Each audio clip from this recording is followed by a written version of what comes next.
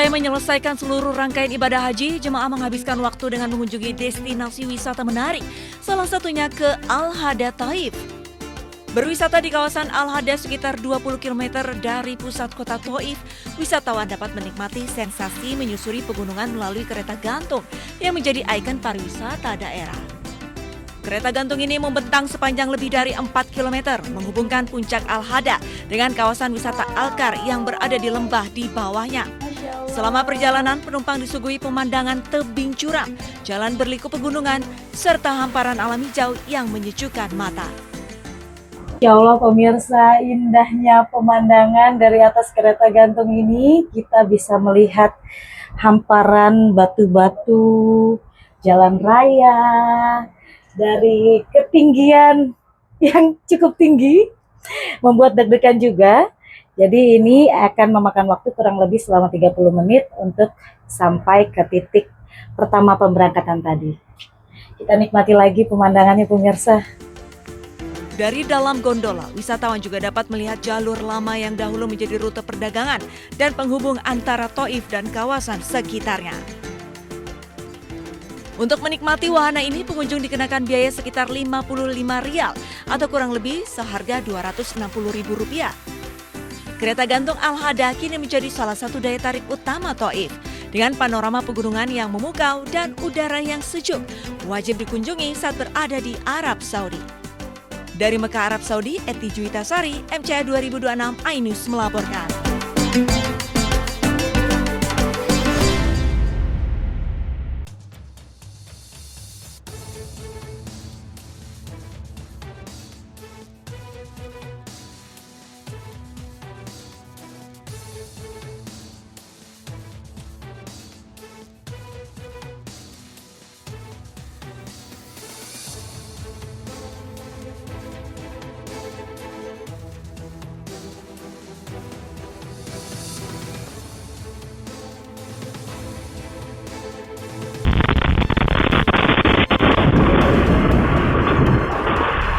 Iran merilis rekaman yang memperlihatkan momen ledakan yang diklaim terjadi saat operasi militer Amerika Serikat untuk mencegah Iran memperoleh senjata nuklir.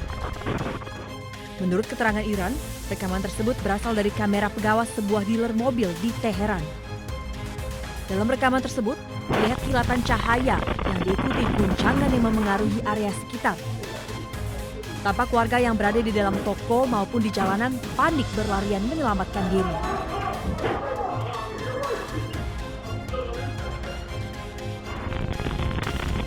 Tak berselang lama, ledakan terjadi hingga menyebabkan guncangan keras. Akibatnya, ruangan tersebut hancur berantakan. Kondisi di luar dealer mobil pun tampak tidak kondusif. Namun, belum ada laporan resmi terkait jumlah korban dan kerugian akibat serangan ini.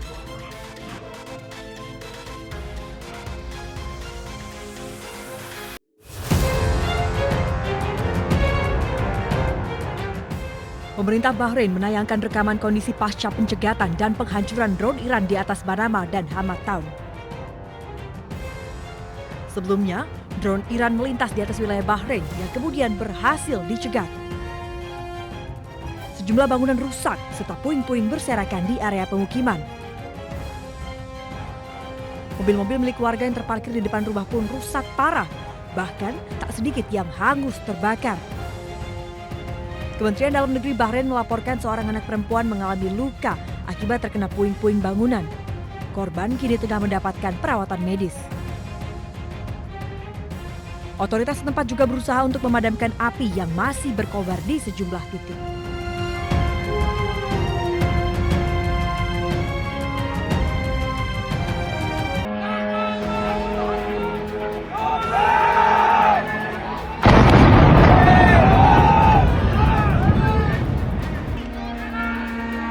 Iran melancarkan serangan pesawat nirawak ke pangkalan armada kelima Amerika Serikat di Bahrain pada Kamis waktu setempat. Garda Revolusi Islam Iran menyatakan serangan tersebut merupakan balasan atas serangan rudal Amerika Serikat yang diklaim menyasar fasilitas rekreasi, kompleks produksi, dan kawasan dekat barak militer di Karaj serta Nazarabad, Iran. Garda Revolusi Iran menyebut sedikitnya 18 lokasi militer Amerika Serikat menjadi target serangan balasan. di antaranya Pangkalan Udara Ali Al-Salem, Ahmad Al-Jaber, dan Sheikh Isa di Bahrain.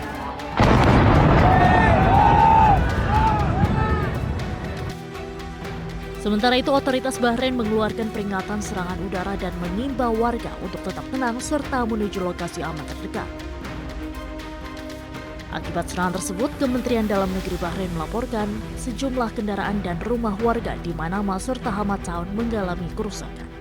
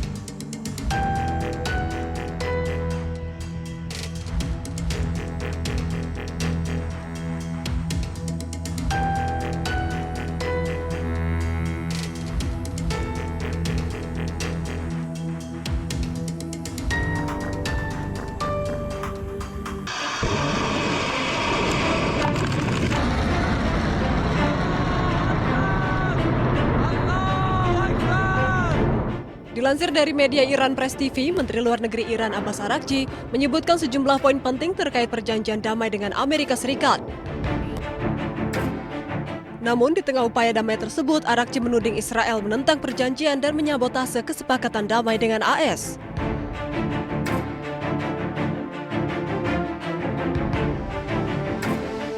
Ia juga menyebut bahwa Iran tak dapat mendukung isi kesepakatan yang beredar di media sosial.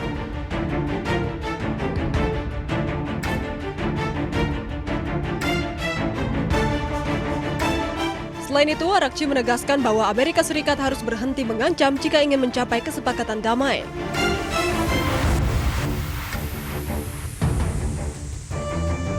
Ia juga menyebut bahwa Iran telah mencapai draft akhir kesepakatan sebanyak 14 poin yang tengah dalam tahap akhir peninjauan.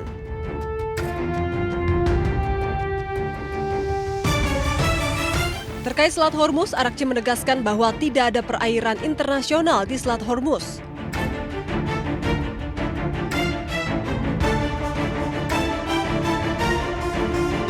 Pembayaran juga diperlukan untuk setiap pelayaran melalui Selat Hormuz.